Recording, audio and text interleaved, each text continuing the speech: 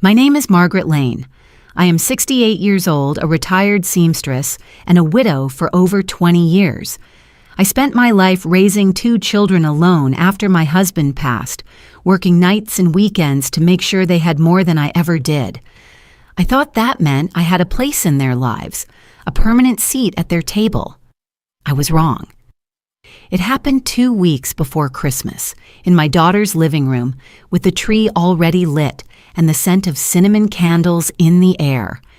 Emily stood by the mantel, her arms crossed, her posture tight.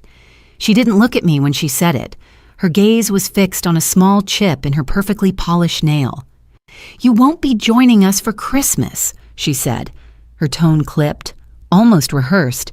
"It's only for family." Only for family. I felt the words land in my chest like a cold stone. My fingers tightened around the scarf I had knitted for her, a deep red wool I'd worked on for months. The yarn scratched slightly against my palm as my hands trembled. I could see the faint quiver in my knuckles, but I didn't loosen my grip. I lifted my eyes to hers. Emily's were the same hazel shade they'd been when she was 10 and begged me to stay up late on Christmas Eve to watch the snow fall. But there was no softness in them now, just a wall. I smiled, not the warm kind I used to give her, but the kind that says, "I understand more than I'm letting on." "Understood," I said. My voice was calm, even gentle, and that seemed to unsettle her more than if I'd argued. I turned and walked to the door. The air outside was sharp, the kind that steals your breath before you can take it. My boots crunched against the frozen driveway. Behind me, the glow from her living room spilled out onto the porch, but it didn't touch me. I drove home without turning on the radio. The streets were lined with houses wrapped in twinkling lights, families visible through the windows, moving in warm, golden rooms. My own house sat dark when I arrived, the porch light flickering. Another thing I'd been meaning to fix but never had the time or money for. Inside, it was quiet, the kind of quiet that hums in your ears. I hung my coat, set the red scarf on the arm of the couch, and made my way to the kitchen. On the table sat my sea blue ceramic mug. Emily had given it to me years ago when she was still in college, before her life became too busy to call me unless she needed something. I filled the kettle, listening to the water hiss as it heated. The mug was warm in my hands when I poured the tea, but it didn't reach the cold inside my chest. I sat at the table staring into the dark liquid and let the question rise. If I am not family, then what am I to my own daughter? The tea grew cold before I took a sip. I set it down and looked around my small kitchen. The peeling paint, the uneven tiles, the fridge held shut with a strip of duct tape. I had been sending Emily and her husband $2,600 every month for 5 years to help pay for their mortgage, sacrificing repairs, vacations, even new clothes for myself. I never asked for gratitude, but I thought it bought me a place in their lives. That night, I slept restlessly. The wind rattled the windows, and I woke twice from dreams I couldn't remember. When I finally got up, the pale winter light was seeping through the blinds. I shuffled to the kitchen, wrapped my cardigan tighter, and switched on the kettle again. My phone was on the counter, screen dark. I tapped it awake, and there it was. 34 missed calls. Emily. Daniel. 2 numbers I didn't recognize, all from last night and early this morning. I set the phone face down without listening to a single voicemail. The kettle whistled. I poured the water into my mug, the steam curling toward my face, and took the first sip. Outside, a thin layer of frost covered the garden, catching the morning sun like glass. I let the warmth spread in my chest. Something in me had shifted overnight. And though I didn't know exactly what I would do next, I knew this and the rules had changed. The morning after those 34 missed calls, I wrapped my hands around a warm cup of tea, and the steam carried me back to a December when Emily was 10, and our world felt small but generous. Snow trimmed the fences like lace. The plows had not come, so the street looked forgiven. We lived in a second-floor walk-up that clicked and sighed in winter. The heater rattled, the windows fogged, and still the apartment felt like a lantern in the dark. I had finished an early shift at the sewing floor. The pads of my fingers were tender from the needle, but my chest felt light because my daughter was waiting with a grocery list written in shaky pencil. Apples, cinnamon, nutmeg, and a last line that said, "Please check for stars." She meant the tiny white freckles on the Granny Smiths that, in her mind, meant sweetness. I bought the prettiest ones and tucked them into my bag like treasure. When I opened the door, she slid across the linoleum in sock feet and saluted me with a paper crown cut from red construction paper and stapled too tight. She announced that I was the Queen of Christmas and demanded a bow. I bowed so low the crown slipped over my eyes. She laughed so hard she hiccuped and clapped her hands. The apartment smelled like laundry soap and the faint metallic breath of the heater. A strand of borrowed lights winked behind the thin curtains. I hung my coat, rolled up my sleeves, and set the apples on the counter. We cooked in a rhythm that did not need explaining. I peeled long ribbons that fell in curls. She cut careful cubes and examined each piece for seeds, as if a gem might be hidden there. When she measured sugar, she leveled it with the back of a butter knife and grinned at the scrape on glass. I added cinnamon. She closed her eyes and said it smelled like warm wood and clean blankets. I told her good pies are patient pies. She repeated the phrase as if it were a spell and tapped the bowl to help the sugar settle. We rolled the crust. The pin creaked like an old door. She dusted the board with flour and left a white handprint on the front of her sweater. I almost brushed it away. I did not because she looked proud wearing the mark of work. We tucked the apples into the pie plate, dotted them with butter, and lowered the top crust the way you set a blanket on a sleeping cat. While the pie baked, the window fogged.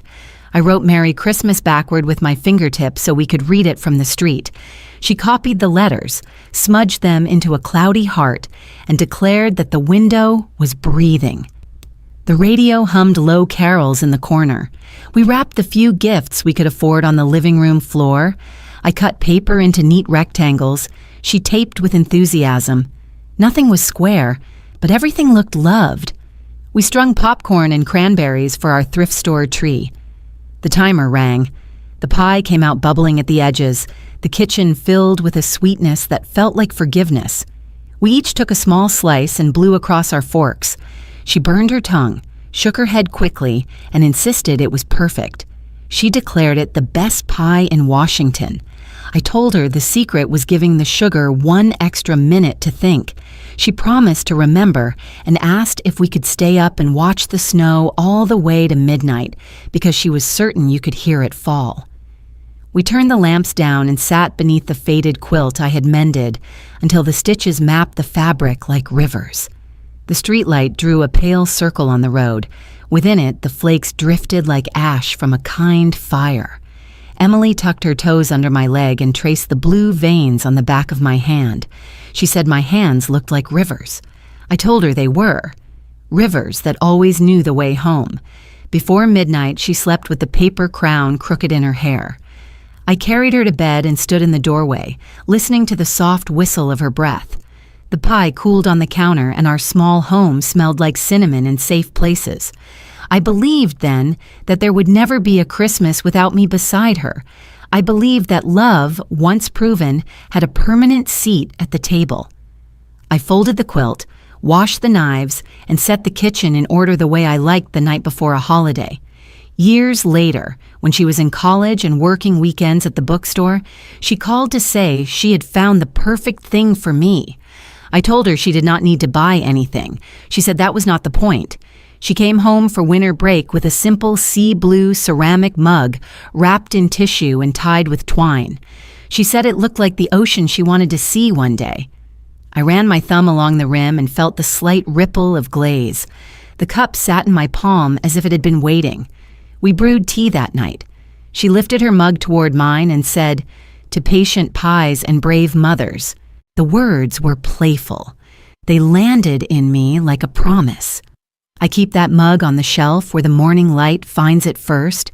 In winter, when steam curls from the surface, I hold it and hold the memory with it. the apples, the radio, the soft weight of a child asleep on my shoulder. I used to think there would never be a Christmas without me beside her. I used to think love, once proven, earned its place forever. I know better now. Knowing does not make the memory smaller. It makes it clearer, like a needle pulling two pieces together. One side is the girl who believed snow could be heard. The other is the woman who learned to listen to herself. And in that clear place, I set the cup down, breathe, and continue. 15 years ago, before the mortgage payments and the polite but distant phone calls, I had a choice that could have been the beginning of something just for me. My oldest friend, Irene, called one spring evening with a voice full of light. She had finally saved enough to take the trip we had been dreaming about since we were girls. 3 weeks driving across the United States, no strict plans, just the two of us starting in Washington and ending at the Atlantic. She had maps already marked with the places we swore we would see. The Grand Canyon at sunrise, New Orleans at night, the bluegrass hills of Kentucky, a list that felt like a handwritten promise. I was standing in my small kitchen when she told me. The kettle had just clicked off. Steam ghosted upward in a soft curl. My first thought was yes. My second was, how could I? Emily was 7 months pregnant with her first child. She and Daniel were both working then, but she had no insurance through her job at the salon, and Daniel's plan barely covered the basics. The pregnancy had been rough. She had already been in the hospital twice for complications. Her face, when she called to tell me about the last bill, was pale even through the phone. The trip would cost nearly $5,000. I had the money in my savings, scraped together from years of hemming dresses on weekends and taking in extra alterations in the evenings. I had been tucking it away for something special, something that belonged only to me. I had not told Emily about the trip. I had not told her about the savings either. That night, after I hung up with Irene, I sat at the table with my mug of tea and listened to the clock count down the hours until morning. Every sound in the house seemed louder. The fridge humming, the wind tapping at the window, my own breathing. By dawn, the decision was made. I called Irene and told her I couldn't go. I tried to make it sound like it was just bad timing, that maybe next year would work. I heard the pause in her voice, the disappointment she tried to mask. We both knew there might not be a next year. Life has a way of scattering people like leaves in the wind. I hung up and called the hospital billing department instead. They told me the exact amount due. I transferred the funds that afternoon.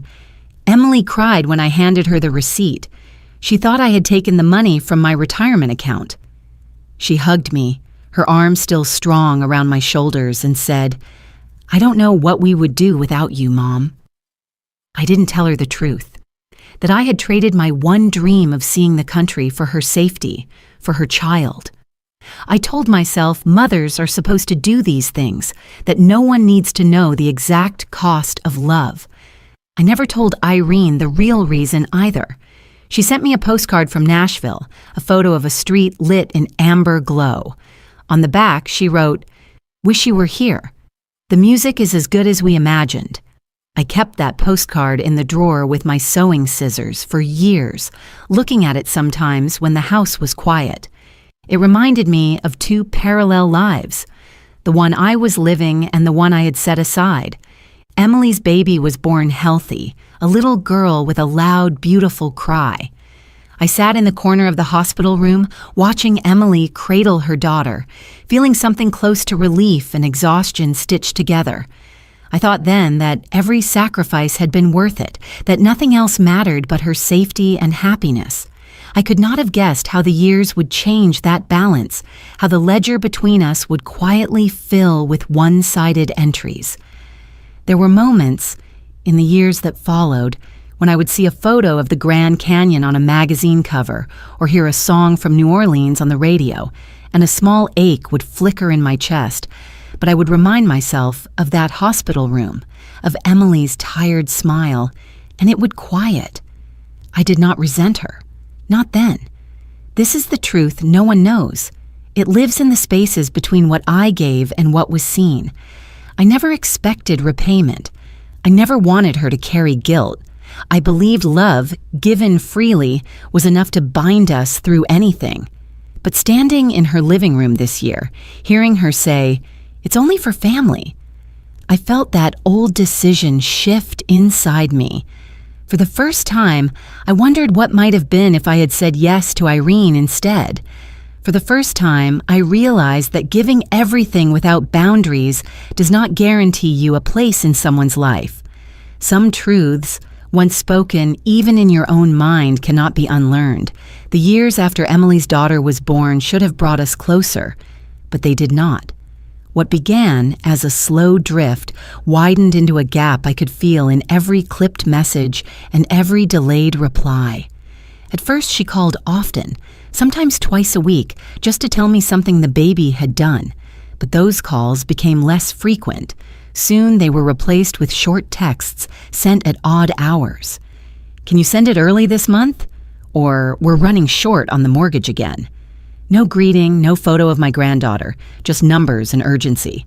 I told myself she was busy, that she would call when things settled down. They never did.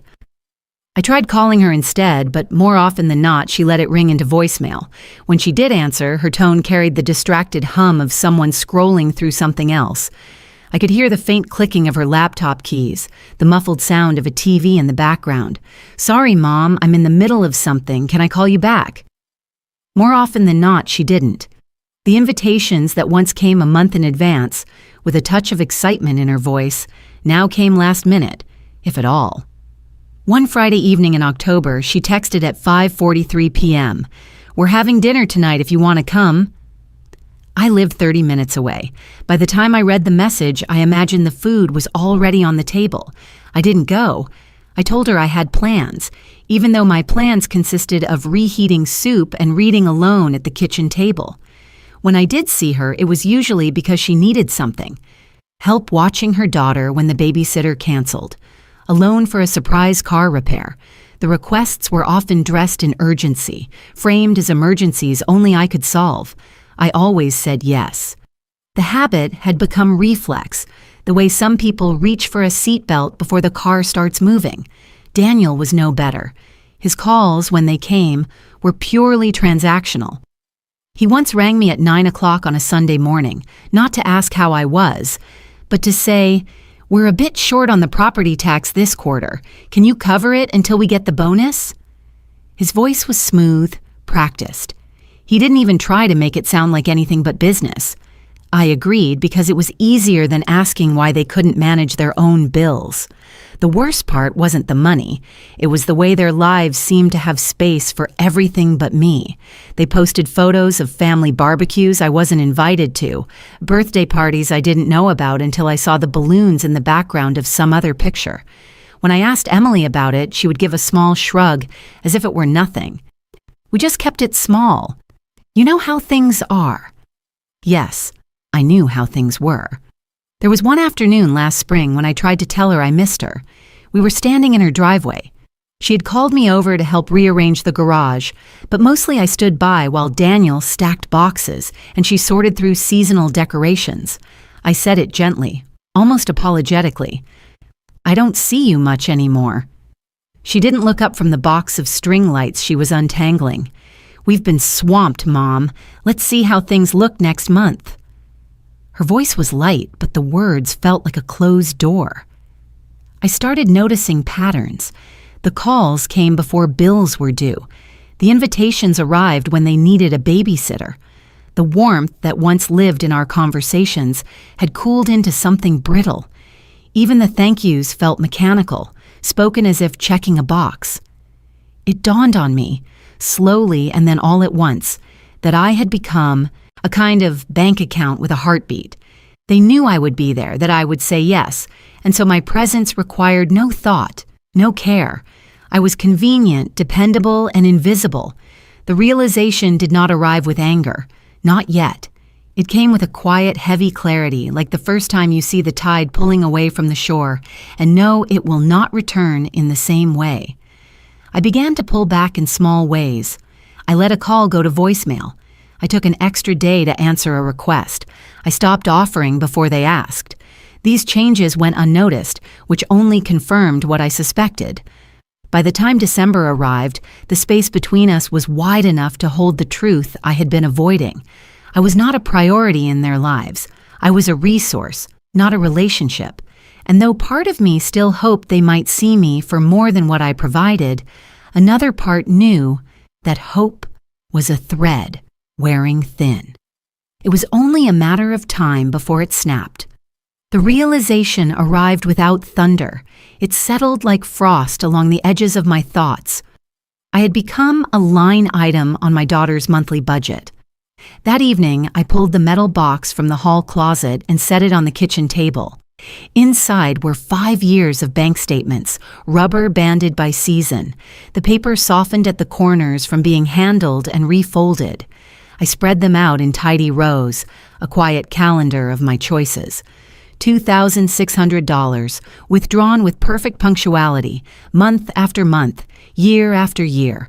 More than $150,000, gone from this house and sent to theirs. I brewed tea and let it sit beside me while I calculated. I totaled the columns twice. The act steadied my breathing. The steam rose and disappeared. The tea cooled. The sum refused to move. I could see my compromises hiding under each figure. The roof I patched instead of replacing. The new glasses I postponed. The coat I kept wearing after the lining gave out. I tried to remember the last time Emily asked how I was sleeping.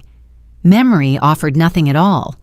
I opened my notebook and wrote the total at the top of a clean page. Beneath it, I printed a sentence with slow care. I'm no longer financing a seat I am not allowed to occupy. The words looked stern. They looked like a promise.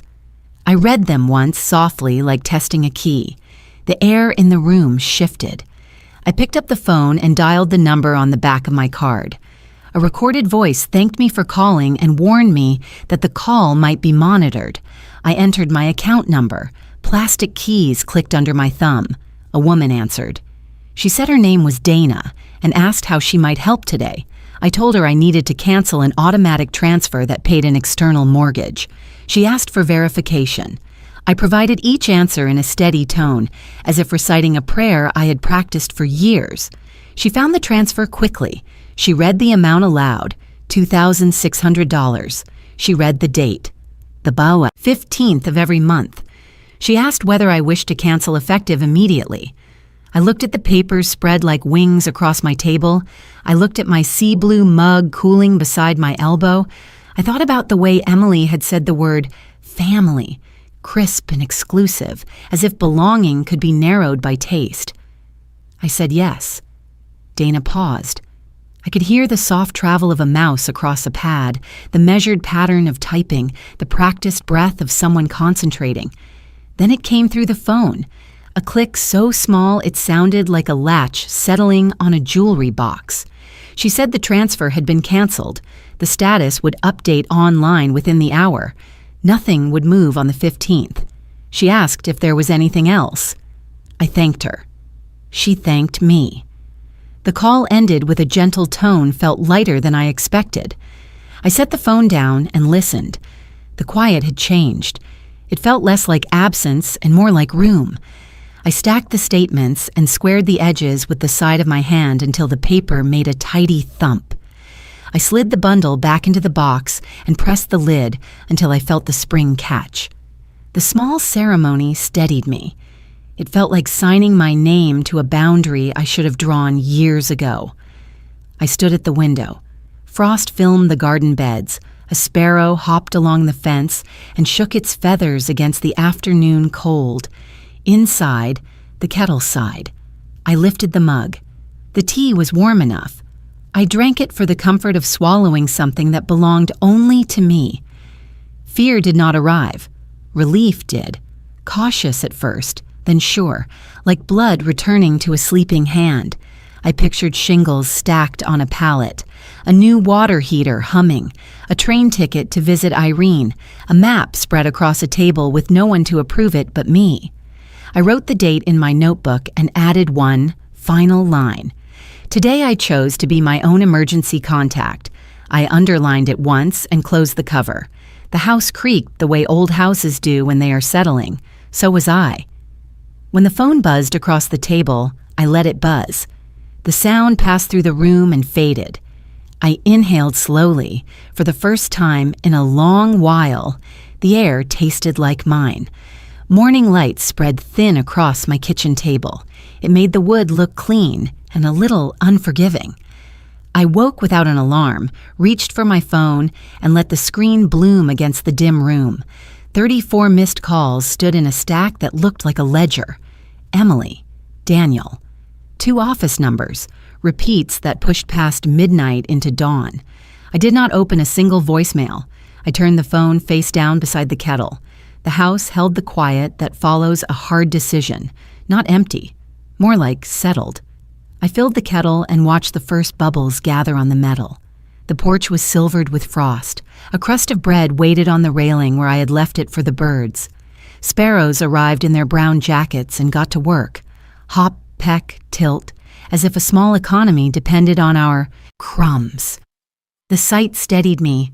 Life, it seemed, continued on the scale that fit it. The kettle sighed. I took down my sea blue mug, breathed in the comfort of a fresh tea bag, and poured. I carried the cup to the chair by the window, where the light gathers even in winter. The first sip moved heat into my chest and loosened something rib-tight and stubborn. The phone buzzed once and slid a little on the table.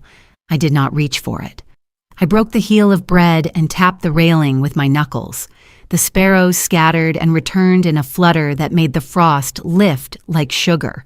One bird, bold as a question, hopped to the step and looked up at me as if I owed it a line. I raised my cup in a small salute. Outside and inside, things were simpler than yesterday. A knock came soft and familiar. 2 quick taps, a pause, a third as gentle as a fingertip on a sleeping cat. Helen. I opened the door to her quilted jacket and a paper sack breathing ginger and molasses. She tilted her head toward the kitchen with the casual permission of an old friend. "Come sit," I said. "The kettle remembers how." She laughed and set the bag on the counter. Ginger cookies still warm. She breaks them in half so you never feel like you are taking too much. We sat by the window while the sparrows auditioned for the role of morning company. She slid the larger half to me and kept the smaller, a kindness she never mentions. We ate in a silence that did not require work. When she finally spoke, she kept her eyes on the porch. "I saw Emily last night," she said. "She came up your walk around 9. She held her phone. She did not knock." "How long did she stand there?" I asked. "Long enough to look like she could, long enough to decide she could not," Helen said. She brushed a crumb from her jacket. She left like someone who had almost remembered where home was. I looked at the turned-over phone, its rectangle of quiet. "There are 34 calls," I said. "They are important to her. They are not urgent to me." Helen nodded in that slow way that feels like shelter. "You are allowed to let urgency live where it belongs," she said. "You are allowed to drink your tea while it is hot." We watched the birds finish their breakfast. Helen rested her palm on my wrist, a brief, warm press that felt like a vote. "If you want to walk later, I will be around," she said. "If you do not, I will still be around." She left with the same softness she brought in. The house gathered itself. I picked up my phone, looked at the list without opening anything, and nodded to the evidence that last night had not been quiet for everyone. The calls looked like weather on a map, clusters, gaps, a storm that had chosen a path around my address. Frost glittered along the porch boards. The sparrows shook feathers and settled on the railing like notes on a staff. The neighborhood breathed an ordinary peace. I opened a note and typed a line so I would not forget when the afternoon turned ordinary. I am choosing the pace of my own breath. I folded a napkin around the last cookie, fed the sparrows the final crumb, and rinsed our cups. When the phone buzzed again, I let it buzz. The tea was good. The light was steady. The morning, for once, belonged to me. The knock that afternoon was not Helen's gentle rhythm. It was a hard, hurried fist that rattled the stained glass in my door. I opened it to find Emily on the step, Daniel behind her, and his mother at the walk in a fur-trimmed coat. Emily's cheeks were high with color. Daniel's jaw was set. The older woman's mouth was a thin line. "Why didn't you answer your phone?" Emily said, stepping past me into the living room. She paced, stopped by the window, and turned. "Do you understand what you've done?" Daniel followed, careful not to touch anything. His mother lingered near the threshold. "We had a system," Daniel said. "You disrupted it without notice." "A system," I repeated. I closed the door and rested my palm on the wood. "Is that what we call it now?" His mother lifted her chin. "When families make financial commitments, they honor them," she said. Emily's voice cut through. "The mortgage is due in 3 days. The transfer didn't go through. The bank said you canceled it. Why would you do that to us?" I watched light slide across the sea blue mug on my shelf. I let silence settle until the room found its edges. "Because I am done paying for a place I am not welcome," I said. "This isn't about Christmas," Emily said. "You took it personally, and now you are punishing us." "I took it clearly," I said. "You told me I am not family in December. Today, I behaved accordingly in January." Daniel spread his hands. "Let's not mix feelings with finances," he said. "If you needed to pause, we could have structured something. But canceling without consulting us is irresponsible." His mother said, "It reflects poorly. People talk." "We will be known as the couple whose mother cannot be relied upon." I did not raise my voice.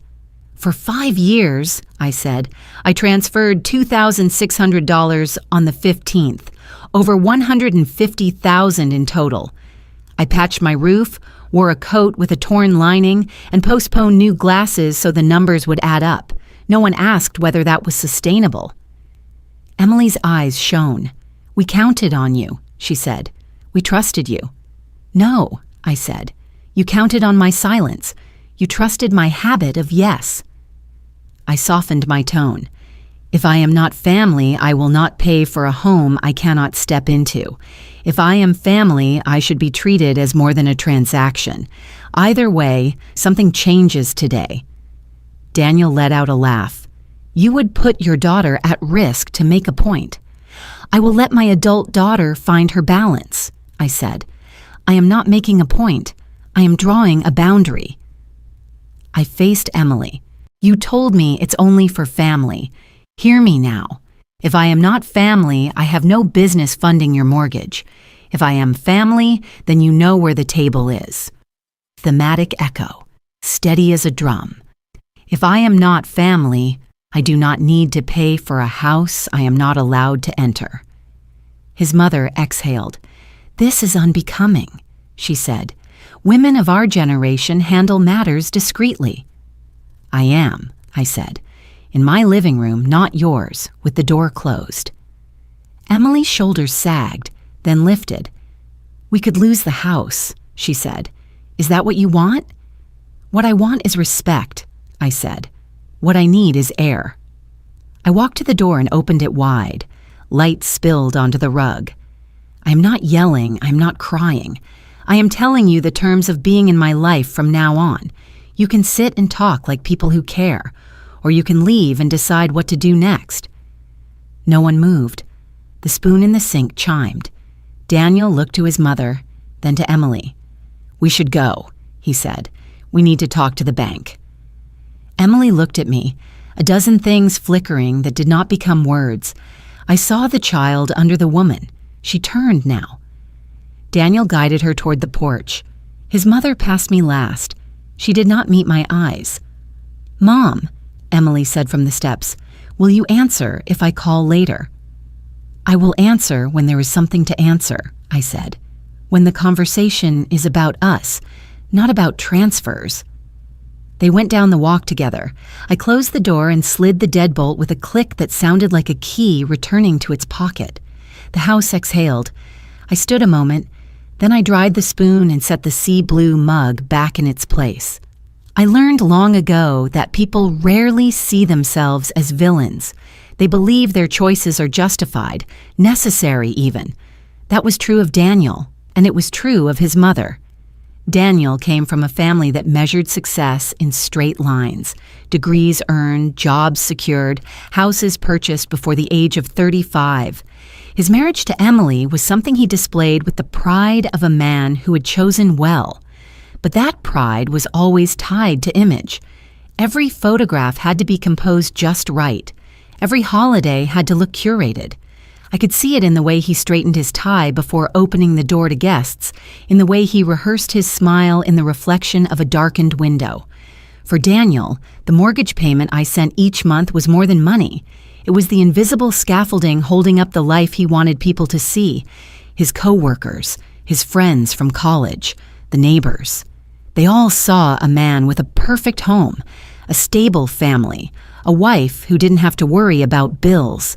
If they ever learned that it was his wife's mother keeping that roof steady, the story would change. And Daniel could not let that happen. Pride can be heavier than debt. His mother, Lorraine, was a different sort of careful. She'd grown up in a world where reputation was the currency that bought you a seat at the right tables. To her, I was not the sort of woman one built alliances with. I'd married young, worked retail when times were tight, and stayed in a modest house instead of chasing bigger ones. I knew the look she gave me, polite enough in company, but with a small pause before she answered my questions, as if she needed to translate them into her own language before responding. It wasn't that she hated me. I don't think she even thought about me enough for that. But in her mind, I didn't fit the narrative she'd worked so hard to create for her son and his wife. Emily had married into a higher rung, and Lorraine intended to keep her there. That meant Christmases that looked like magazine spreads and guest lists that matched the family's standing. It also meant that someone like me, a mother with calloused hands and a wardrobe more functional than fashionable, could be quietly excluded without a second thought. In their eyes, this wasn't cruelty. Daniel believed he was protecting the image that kept their social and professional lives running smoothly. Lorraine believed she was protecting her family from any perception of lack, but those beliefs left no space for what I had given, year after year, without asking for anything but a place at the table. I think about one evening last summer, before the December conversation that broke the thin thread between us. We were all at a barbecue in their backyard. I had brought my sea blue mug with me, an old habit when I travel anywhere, and set it by the grill while I helped Emily carry dishes. When I returned, I saw Lorraine standing near the table, moving glasses around for symmetry. She picked up my mug, hesitated, and set it behind a stack of plain white cups. It wasn't malicious, but it was telling. My mug didn't match the picture. Daniel noticed, too. He didn't put it back where I'd left it. He simply handed me a white cup filled with water and smiled like nothing had happened. In small ways like that, I began to understand.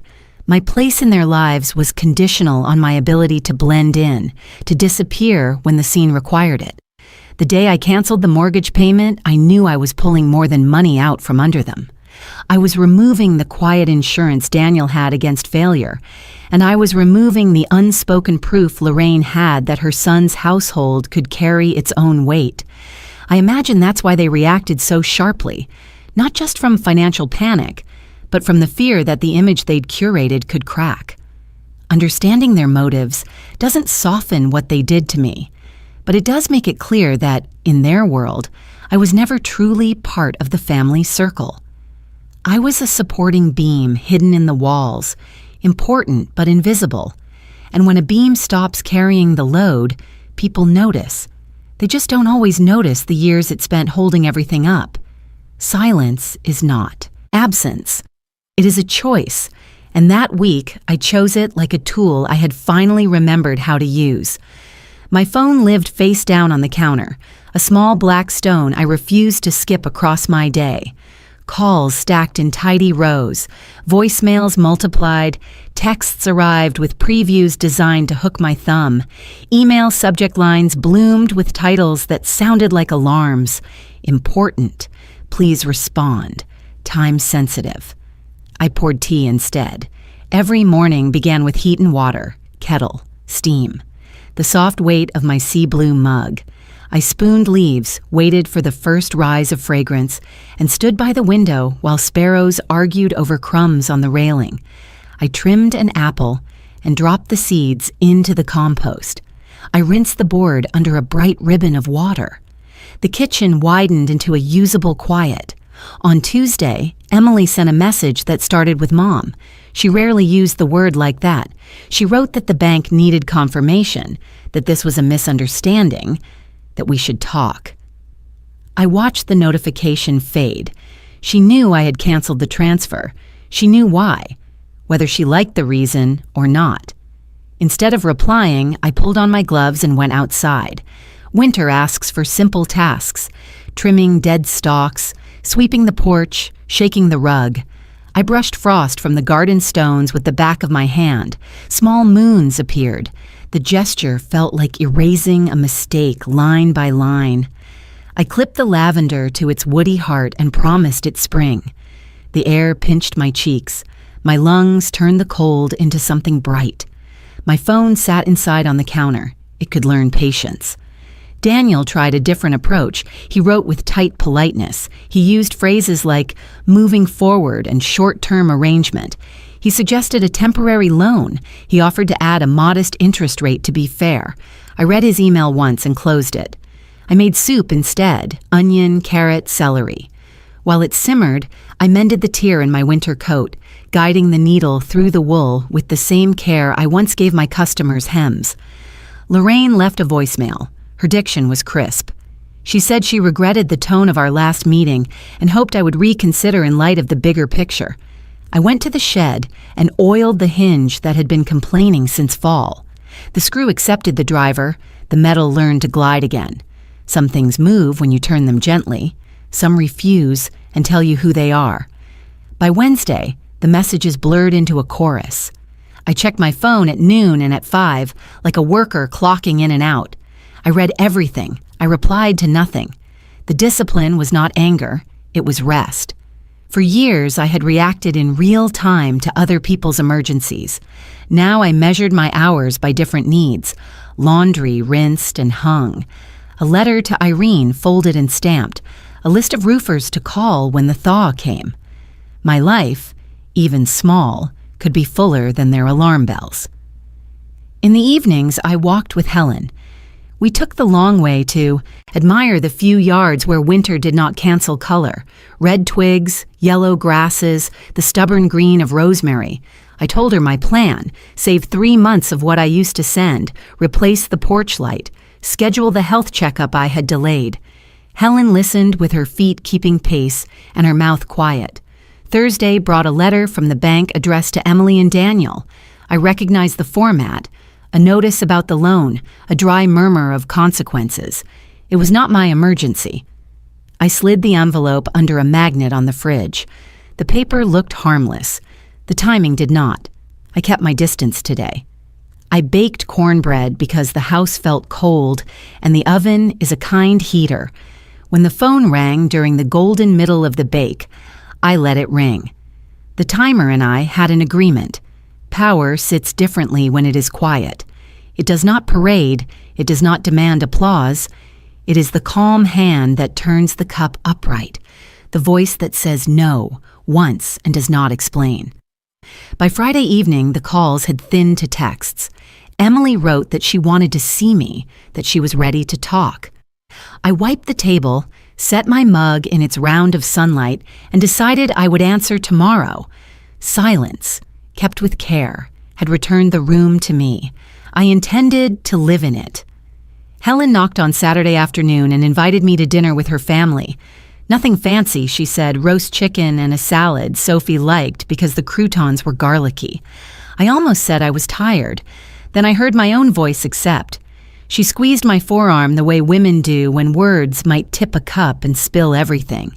At 6, I crossed the street with a loaf of cornbread wrapped in a towel. Helen's porch light glowed a steady butter yellow. Her door opened before I could knock. The house smelled like thyme and lemon. Her son, Mark, carved in the kitchen. His wife, Alina, set plates while Sophie folded napkins into triangles.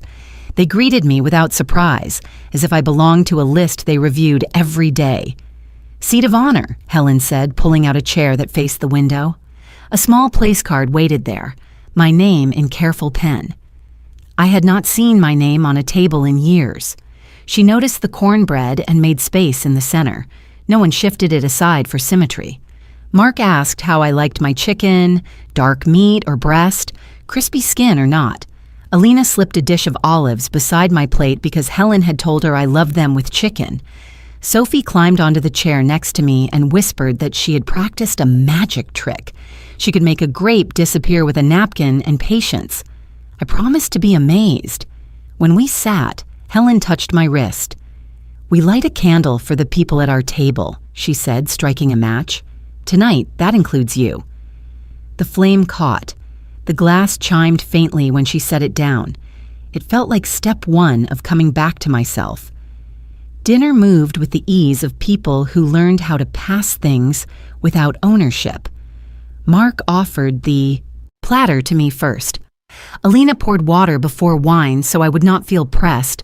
Sophie told me about the book she was reading, A Lighthouse, a girl who believed storms could be navigated if you listened for the bell. I asked if the bell was loud. She said, "Not loud. Exact." Her answer fit into a place inside me that had been waiting.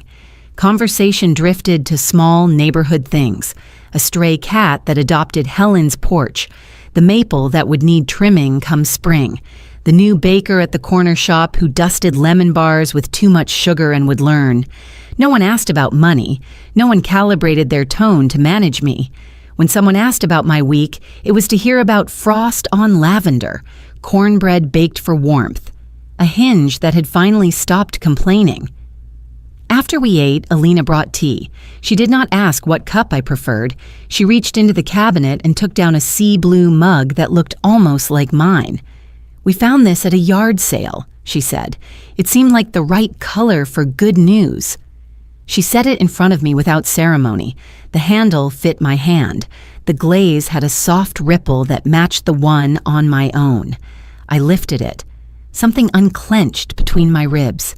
Helen passed a plate of honey and lemon, said it was a house rule that tea deserved options. Mark asked if I still mended clothes. He had a jacket that needed rescuing from a stubborn seam. I said I would look at it. Sophie performed her magic trick and failed delightfully. The grape reappeared on her lap. She called it an optimistic grape. The table laughed in a way that did not ask permission. When I stood to help with dishes, Helen shook her head. "Guests sit," she said. "Family too, but tonight you are both." I sat. My throat tightened, not with pain, with recognition. In Emily's house, I had learned to make myself small so the room could match the picture in someone else's mind. Here I was, an ordinary size. I could breathe, and the air did not rearrange itself to correct me.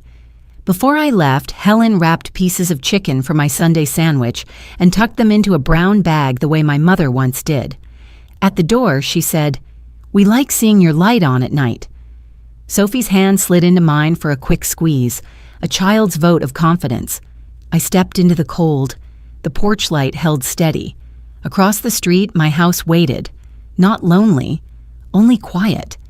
I carried the bag and the warmth home and understood the difference between blood and the people who truly want you at the table. Sunday afternoon, I carried Helen's leftovers across my threshold and set the bag on the counter. The house felt companioned, the quiet no longer pressed.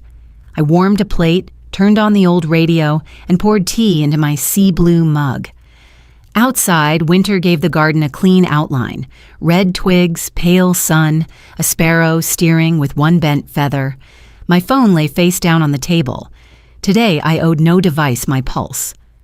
A little before 3, Sophie crossed the street in a knit hat with a bobbing pom-pom.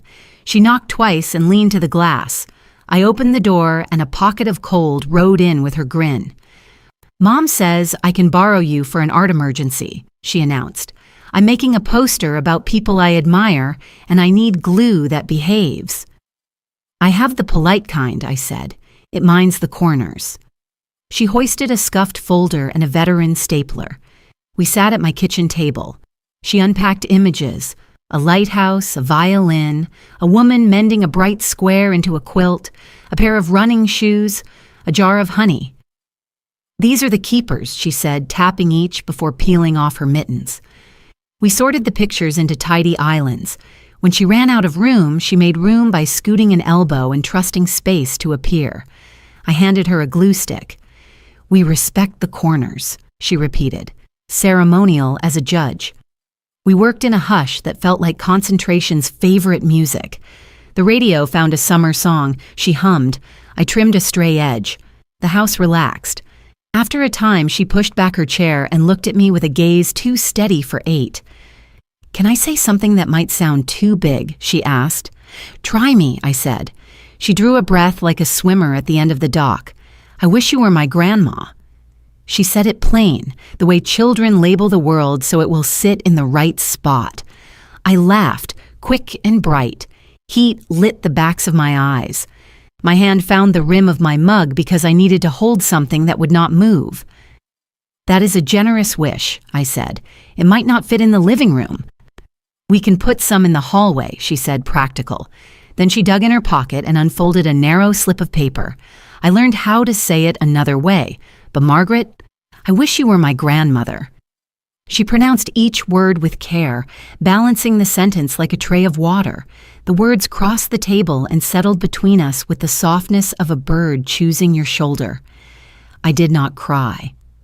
I let my eyes water and let the room stay clear. I placed my palm over the paper, a small pledge.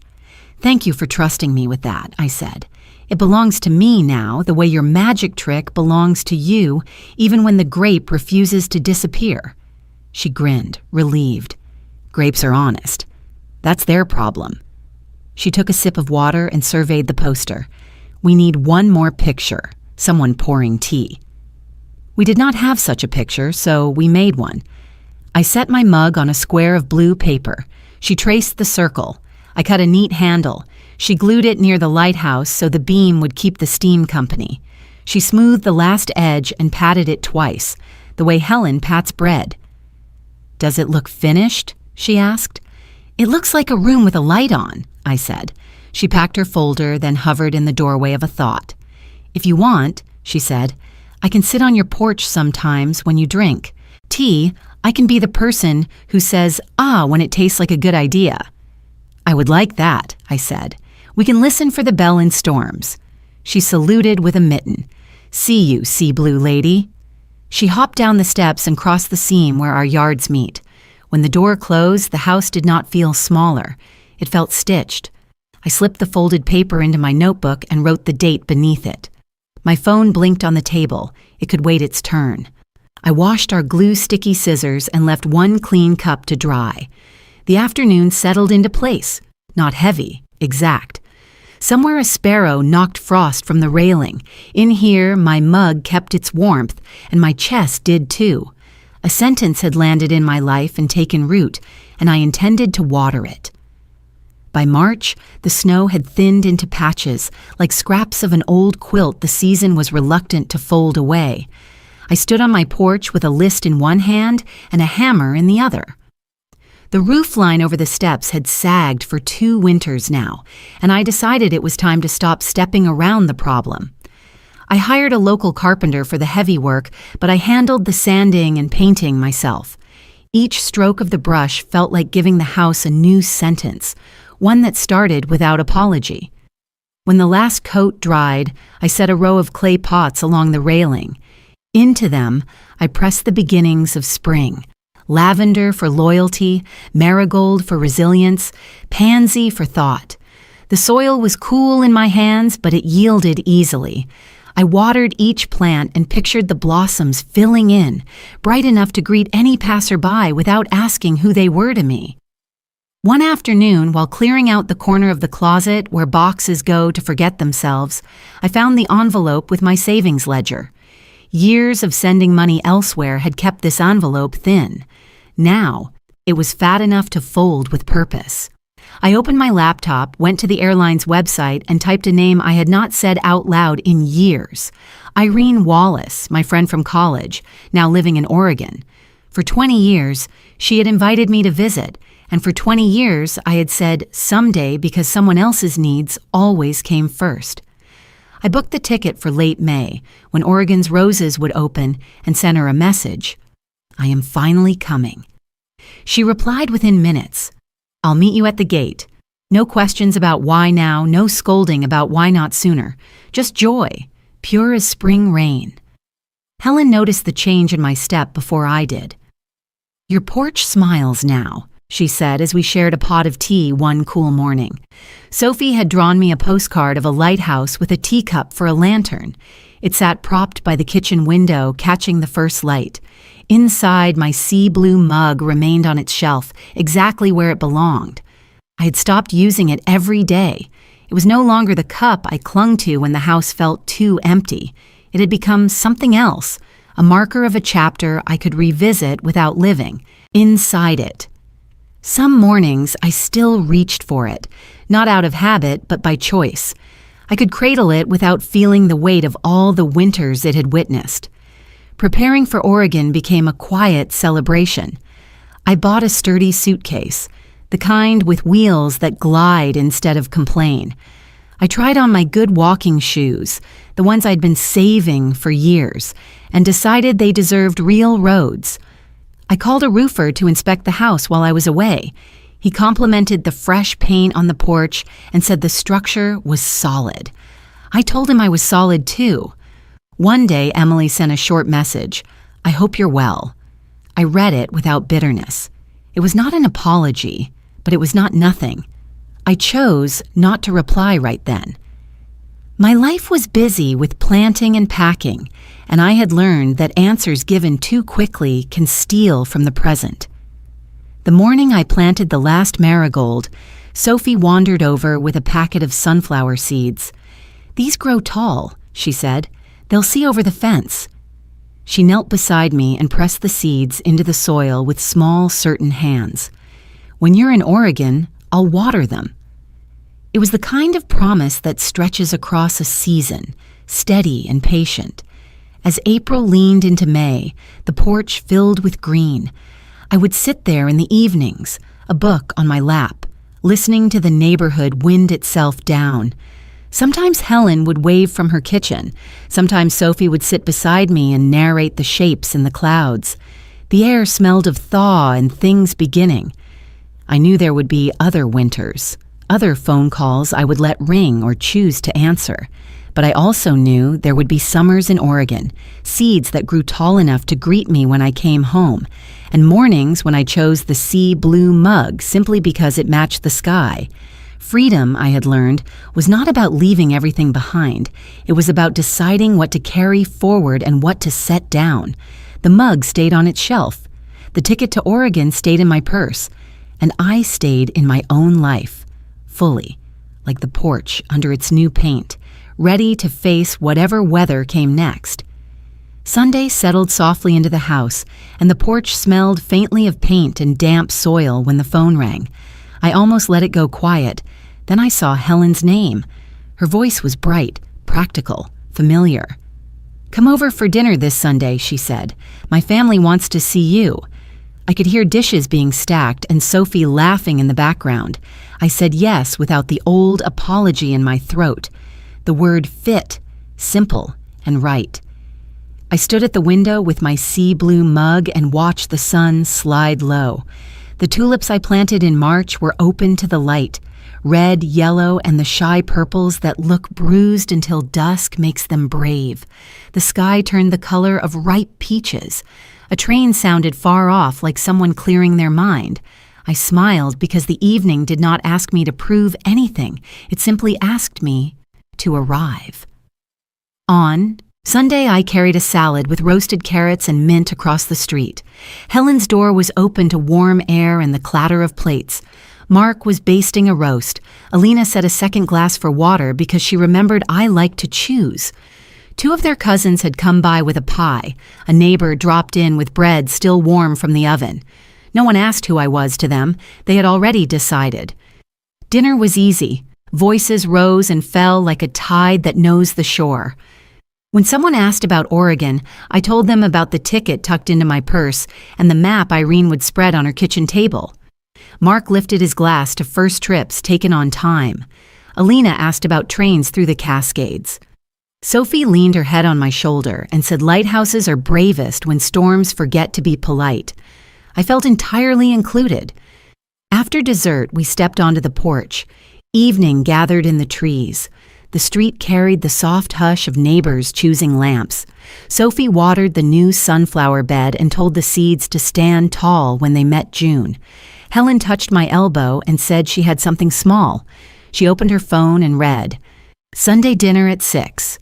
My family wants to see you." I felt the copy of the message like a blessing that arrives early. Back at my house, I washed the salad bowl and listened to the faucet's steady line. A voicemail from Emily waited. Her voice was careful. She said she hoped I was well and that she would like to talk when I returned from Oregon. I stood at the sink and let her words be what they were, not enough and not nothing. I did not call back that night. The tulips outside held the last gold of sunset without rushing. I set my sea blue mug on the shelf and laid my suitcase open on the bed. Into it went walking shoes, a sweater Irene once admired, and a book with a pressed leaf for a marker. I printed my itinerary and clipped it to the front pocket. In the mirror, I looked like a woman packing for a life that belonged to her. The house seemed to approve. The floor did not creak. The air waited kindly for tomorrow. At dusk, I stepped outside and leaned on the fresh rail. The tulips held pools of color like small lanterns. Wind moved through them with the hush of turning pages. A jay crossed the yard with bossy wings. A jet traced a pale seam overhead. I breathed in paint, earth, something green that had not revealed itself yet. I smiled because the view asked for nothing except my presence. I whispered a promise to show up for my own life and listened as the garden believed me back. Before we say goodbye, I would love to know, where are you watching from? Is it a quiet morning with a warm cup of coffee, or a late night where stories like this keep you company? Let us know in the comments. We read everyone with gratitude. And if this story touched your heart, please consider subscribing to the channel, not just to hear more stories like this, but to be part of a community that still believes in kindness, healing, and second chances. Thank you for spending your time with us today. Wherever you are, carry this story with you. Remember, sometimes the miracle does not knock on your door. It waits quietly until you are ready to open your heart. Family is the people who truly want you there.